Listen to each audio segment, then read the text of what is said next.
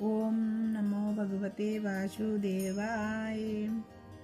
12वां अध्याय। यमदूत बोले, जो पुरुष प्रसंग बस भी मास की 2 एकादशियों को व्रत रखता है, वह यम के दुखों को कदापि प्राप्त नहीं करता और तीनों लोकों में भी उनके समान कोई शुद्ध आत्मा पुरुष नहीं होता।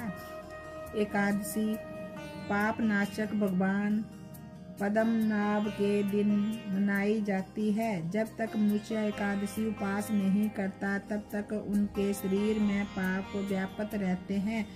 हजारों अश्वमेध और सैकड़ों वाजपेयी यज्ञ एकादशी उपवास की 16वीं कला के समान भी नहीं है। हे वैश्य, 11 इंद्रियों में किए हुए मनुष्य के समस्त पाप एकादशी के दिन उपवास करने से पूर्णता नष्ट हो जाते हैं और वह यमराज के अधीन नहीं होता, बल्कि स्वर्ग तथा मोक्ष, आयुष और संतान को प्राप्त करने वाला होता है। हे वैश्य, गंगा, गया, काशी, पुष्कर, कुरुक्षेत्र, यमुना तथा चंद्रभागा आदि तीर्थों भी हरि भगवान के दिन यानी एकादशी व्रत के समान नहीं है।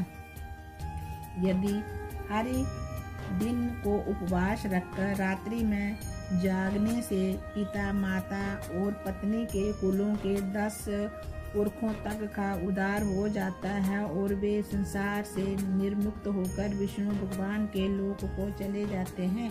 ये वैसे बाल, युवा, वृद्ध सभी पापी एकादशी के दिन उपवास करने से नरक में नहीं जाते। 3 एकादशियां उपवास करके और तीर्थ में स्नान करके, सोना, तिल और गो का दान करने वाले मनुष्य सीधे स्वर्ग को प्राप्त होते हैं और ऐसा न करने वाले सदा दुखी रहते हैं। मैं आपसे संक्षेप में नरक से अलग रहने का धर्म कहता हूँ। मन, क्रम, वचन से किसी प्राणी से द्रोह न करना, इंद्रियों को बस में रखना, दान देना, हरि भगवान की सेवा करना, नियम पूर्वक सब वर्णाश्रम की क्रियाओं का पालन करना चाहिए। हे वैश्य, मैंने तुमसे ये संपूर्ण वृत्तांत क्या सुनाया, अब और क्या सुनना चाहते हो कहो। बोलिए विष्णु भगवान की जय। नमो भगवते वासुदेवाय।